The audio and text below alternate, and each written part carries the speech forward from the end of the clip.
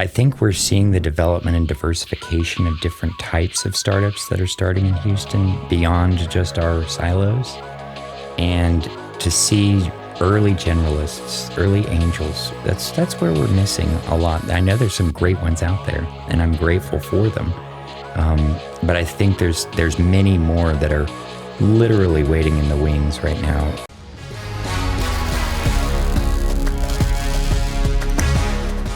You're tuning in for another episode of Forging the Future. And today I'm joined by James Phelan.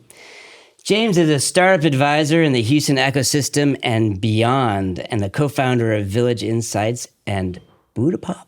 That's right. Wow, that's a new one for me. James, welcome to the show. Thanks so much. I have to hear about that. Yeah. What is Budapop? So Budapop is an all-natural carbonated beverage that has one of the FDA's first past all, like a hemp inclusion. It has a cannabis inclusion. Oh, nice. It has no psychoactive effects. It's all about the wellness, and we stack it with some vitamins and minerals and really good water, and then we've flavored it with one of the nation's best flavor houses. Really? And now we're actually in the process of closing our round on it, which is really, really exciting. You are a man of many talents. And a native Houstonian. Yeah. So tell me about how you got here. You went to USC? I did. So yeah, after being raised in Houston, then I forged out to the West Coast, to the Wild West. And USC had a lot of what I was looking for in school. My undergraduates were in architecture and urban planning and policy. Okay. But they also had a varsity sailing program that interested me very much, and a few other extracurriculars that some might say are easy on the eye. California something. And so it doesn't sound like a typical journey for coming to where you're doing now, right? That's right. You know, so how did you get from there back to Houston then? Well, I went out there, and it's a different culture in California than what I was accustomed to here in Houston. And also, I mean, the Houston I knew then is not necessarily the Houston we know now. But I was looking for, people with trust, values, things like that aligned more with what I thought were important. And so after I came back from USC, ended up going. So I realized architecture wasn't my thing and started forging a new path. And on that path, realized, you know what, I might actually be a pretty good business person.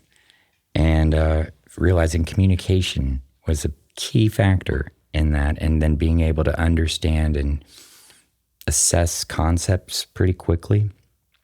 And then so I went into the United States Navy to get to then understand that a little more, and that sort of turned. Wait, you went to the Navy to learn more about communication? I went to the Navy to learn more about myself. Okay.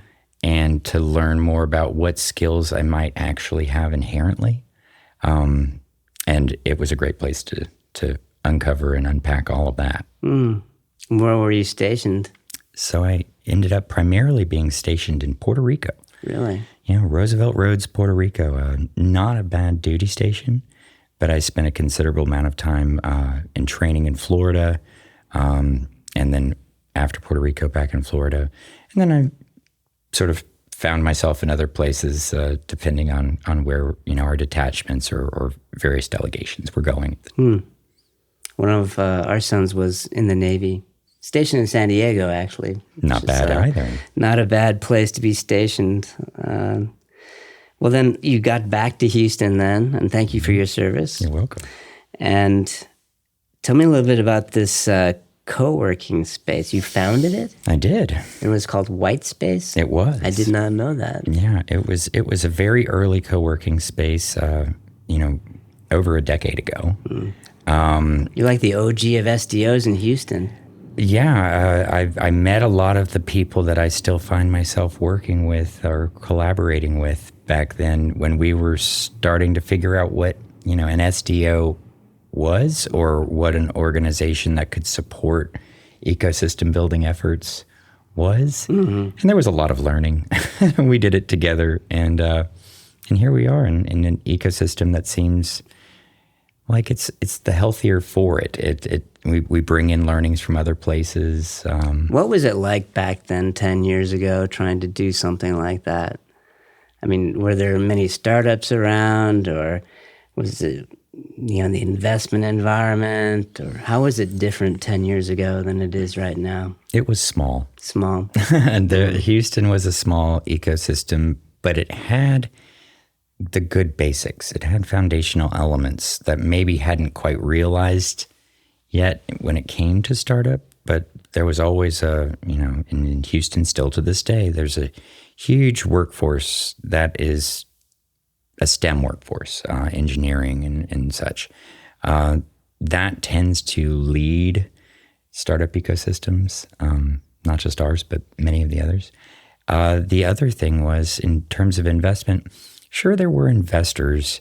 It's one of the reasons I chose a real estate play, though, was because the real estate investor was something that existed. And when it came to tech as we understand it, not so much. There was some medical, there was definitely some aerospace, but it was a much smaller environment.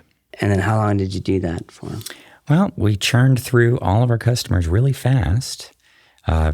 Soft landed several technology companies or service companies that you've probably heard of at Whitespace, like Uber was there for a while, Instacart was there for a while, Box.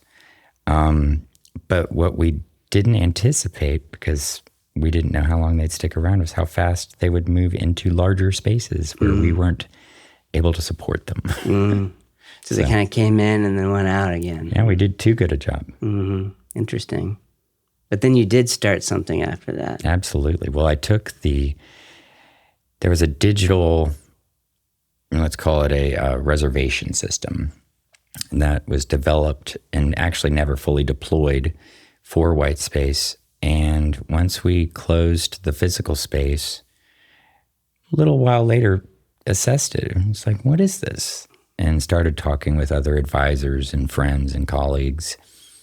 And we started to unpack and uncover opportunities with it in terms of asset sharing and really honing in on underutilization and using that as a component in a much greater system that then allowed us to work with larger enterprise organizations across divisions, and they could see workforce or equipment or so it was a B2B space. Asset tracking or sharing or internal, system? and it's an internal enterprise system. So it wasn't B2B as much as it was D2D, division to division.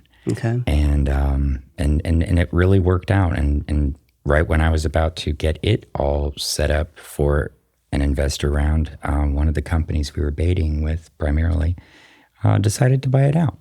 And that was... Is that a happy accident? It may have been. I think what it really was we were built to support what they needed, and because of the enterprise industry that they are in, they didn't want their rivals to have access to a similar system. Okay. And, that happens. Somehow you ended up at Village Insights. That's right. And what is Village Insights? So Village Insights is a community management platform focused specifically on connecting innovators of all sorts. So it's a rather simple system to use, and what it does is support, basically, it could be an enterprise administrator. We have 3 business lines. Corporate innovation is one. That's where we started. Then we moved into university, because research universities have all sorts of innovations happening, but it's not uncommon for different departments within universities to maybe not be aware of activities or resources or even knowledge that could be shared and help speed up their independent efforts, even if they're in, say, a different school or different department. And then the third is with economic development agencies, and helping economic development agencies, who tend to be a lot of the startup development organization support mechanisms, to connect well with the innovators that they're wanting in their areas to build businesses or grow businesses. And how long have you been doing that now? Since 2020. Okay. So really right as we were, you may recall there was the tech rodeo. Yeah. And we were tapping boots and knocking elbows because COVID, we weren't sure what that was going to be. Mm-hmm. And that was right when I was brought on to actually both the Village Insights and the Budapop teams simultaneously. I've got my Woody cowboy socks on today, so in honor of the tech rodeo. Good. Which, hey, thanks for your support. You're always coming to our events and appreciate that as we try to collaborate in the community. And you've got your Texas socks on. I do.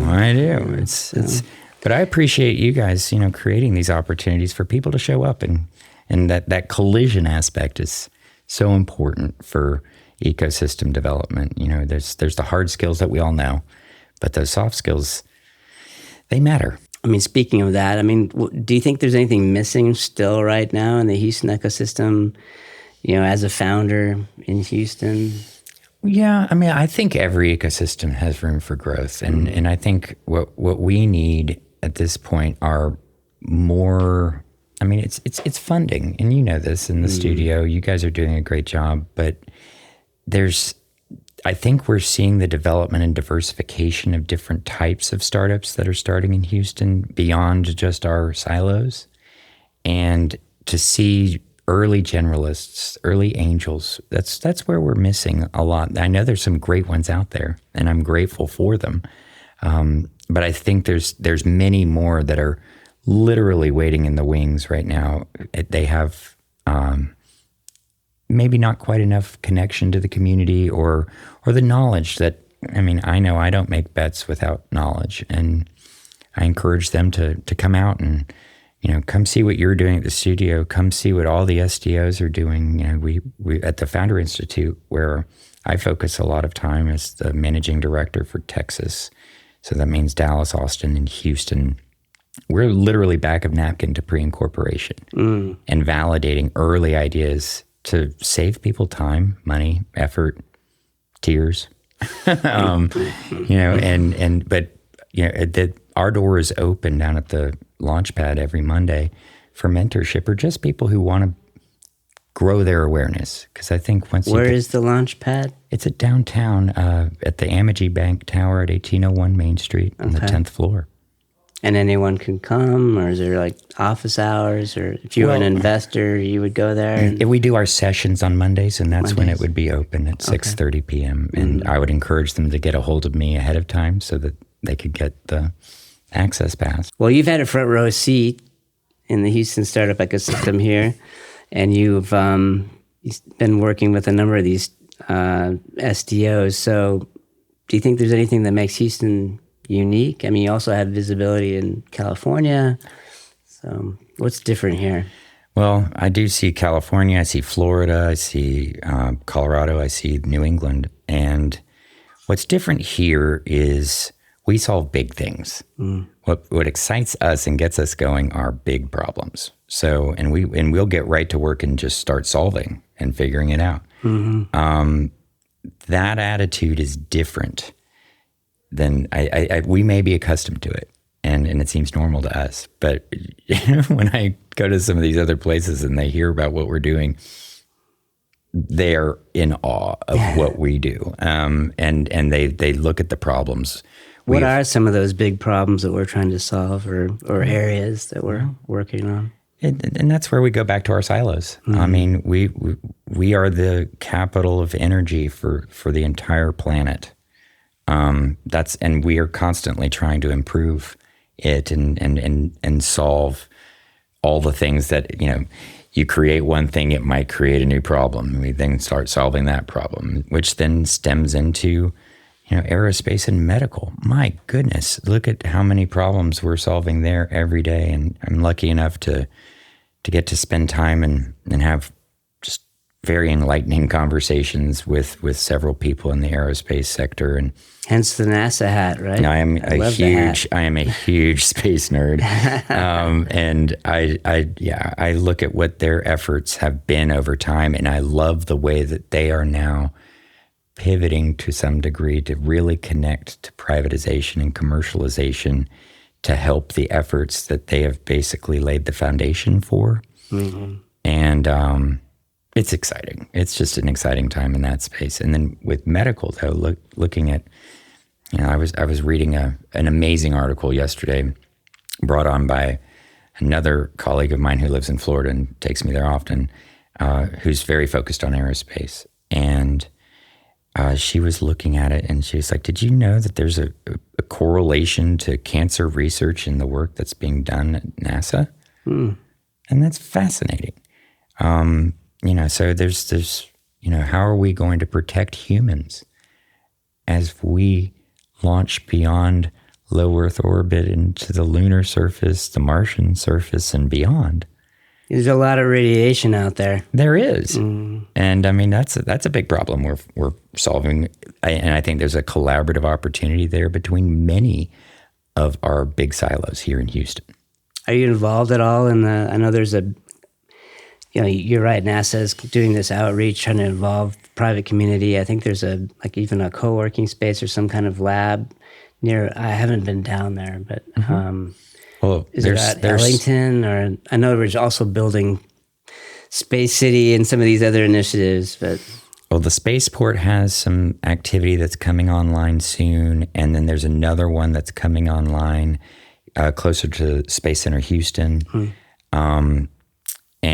But the things that I've been doing are more sort of the connectivity piece between human culture and what we do as humans. What do we do? What are we going to do when we go to space? And connecting it and helping maybe inform some of the engineering solutions that are also currently developing, so that there's a copacetic existence, and where it's no longer just an engineered life, but it somehow reflects human sensibility. So, and that's a project we'll be launching in Florida later this year. Who's we? Well, it's under the radar, so I can't really go too far into it. But I if people are interested, I encourage them to reach out and see if they can bend my ear a little. I think that's an interesting aspect of it, right? It's not all just engineering and cold and dry robots and trying to move us from one location to another, but how do we preserve the humanity in the process, right? Is that something along what you're doing? That's exactly what we're doing. And what do we do? What are athletics going to be in space? What is art going to be in space? I think that it's going to be very fascinating. But no, I agree with you. Houston likes big problems, right? And there are some big problems that need to be solved in the world, and it's not all about like, hey, let's create another SaaS company that, does your taxes or something. But they have their place too. Sure, but somebody needs to be working on some of the bigger problems. Yeah. So you and I met, right, early on, and before we even had the Venture Studio. That's right. Right. So, and I like how those collisions happen over time, and now now you're here. Wow. Thanks for having me. Yeah, sure. Yeah. So as you're advising some of these startups in the ecosystem, do you think there's still any barriers for startups, toward, what they would, or what kind of help they need to succeed? What are you trying to do when you're advising these startups? There are many barriers. Some of them are known. I believe there's still several that are unknown or unrecognized, at least by me. Others probably do. But I think we're still looking, societally at startup, sure, there are smart people who are capable that can come from anywhere. And it's one of the base values of Village Insights, actually. The original name of Village Insights was Cryessa. And Cryessa was actually one of our, it was sort of a user model. Cryessa? Cryessa. It was a name of a potential innovator who may have been just, working at a coffee shop or a diner, and she has all kinds of fantastic visions and capabilities, but due to her circumstances, wasn't able to connect to those things. And so one of the things we wanted to do as a platform was to be able to find, who are the women and men like her that maybe go unnoticed and aren't connected to that corporate opportunity, that university opportunity, or that economic development opportunity. But if she's in a, democratized platform and she's presenting great solutions or great thoughts and contributions, well, that's removing a barrier. And then, there's always the barrier of funds. Fuel is a barrier, I think, all the time. And then I think there's also just how do you get confident with no matter what you're working on, whether it's formal education or other opportunities to learn. And it doesn't have to be a formal situation. It could just be with a peer group. That's a lot about what Startup Grind does, is sharing and connecting. And then once you see that somebody has a strength, lean into that strength. Or if a weakness is identified, maybe lean away from that weakness because we're only human. I like the Village Insight approach. Essentially, we like collisions, but the collisions kind of happen more or less accidentally, right? But what you're talking about is how do we make these connections that people might not be aware of without having to bump into each other at the coffee shop. Right? Exactly. So, I like that. There's some intentionality, and if they want to be within an enterprise system or a closed system, there's a way to invite people into that, which maybe isn't quite as loud or scary or because we're not all the same. I'm an extroverted extrovert. Not everybody is. So, and I recognize that. And some of the, I think, smartest, most capable people I work with are incredibly introverted. But when you get that delivery and that eureka, man, that feels great. Is there anything we need less of? Less of? I don't know. I'm not sure.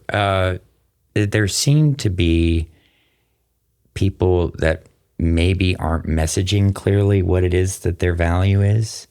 So it would be awesome if people sort of led with that. They're still discovering their value and sort of saying, I can do this, I can definitely do that. And then the delivery's a little weak. There could be less of that. But I would say that goes for anywhere too. And then it seems right now, ecosystem wide, there's a condition that somehow exists in the wings, where there's a speaking of being collaborative, but then when it comes to true collaboration, it's hard to connect. So I think it would be wonderful if there could be less speak about collaboration and more doing of collaboration. Yeah, I agree with that. It's certainly something we're focused on, trying to bring people together, even if they're competitors, and show people that, the tide raises all boats and we can do this together. And, we don't all have to have proprietary deal flow. We can actually, share leads and opportunities, work together, invest together, collaborate together, have fun together. Well, are there any startups or projects that you're particularly interested in or passionate about or excited about right now? I think intuitive machines is one of the coolest things ever. It just makes me excited to think about something like that. What does that one do, just for everyone listening? So intuitive machines is building a rover that's going to be used on the lunar surface in this return. But then they also have other things, like they have there's an art inclusion in one of the projects where they're sending 1 million digital files of various artists' work that's going to be there and sitting like a digital museum on the face of the moon. Is there anything else that you're hoping to forge the future of yourself? Oh, there's so many things, Chris. Right now, like with the Budapop project, for instance. And that's available now? I can go buy it in the store? Or when does that come out? No, it'll be available later this summer. So in most places around here, we have some test stores that aren't in Houston that are carrying. Okay. But we've definitely had a lot of tastings and a lot of connection to people. We've been at South by Southwest Future of Food now twice. to help drum up support. And Is that something you're working with Mark Nathan at all on? I know he's a big CPG guy. Mark Nathan is one of our advisors. Oh, okay. Well, there you go. But I work with Robert Nathan Allen in Austin. He is with Little Herds, and he is also one of the primary coordinators for the Future of Food track at South by Southwest. And I'm a big fan of all the things that are happening in nutrition and food right now. It's partly why I got involved in that project, because I thought, well, what we're doing is something that's pretty remarkable, and it's actually very complicated. It's not as easy as saying, oh, it's a cannabis inclusion thing. No. It's a all natural organic nutrition stack that is perfectly soluble and passed the FDA. So it could end up doing so many things beyond just traditional food connection. And it's very, very concentrated. So Did it hurt you or help you to get funding for a product that's cannabis related? Well, that's an interesting question. I think with some it definitely hurt, but then with others it really pumped them up. So it was a personal choice, and I think a lot of investment sort of boils down to that.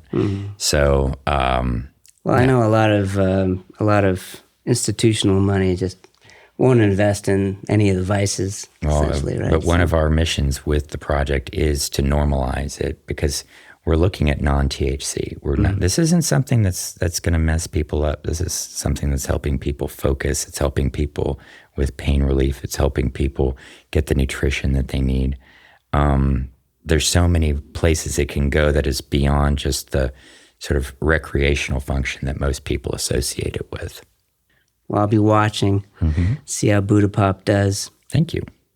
Well, James, thanks for being on. And we already talked about socks, but I have something here for you for being on the pod.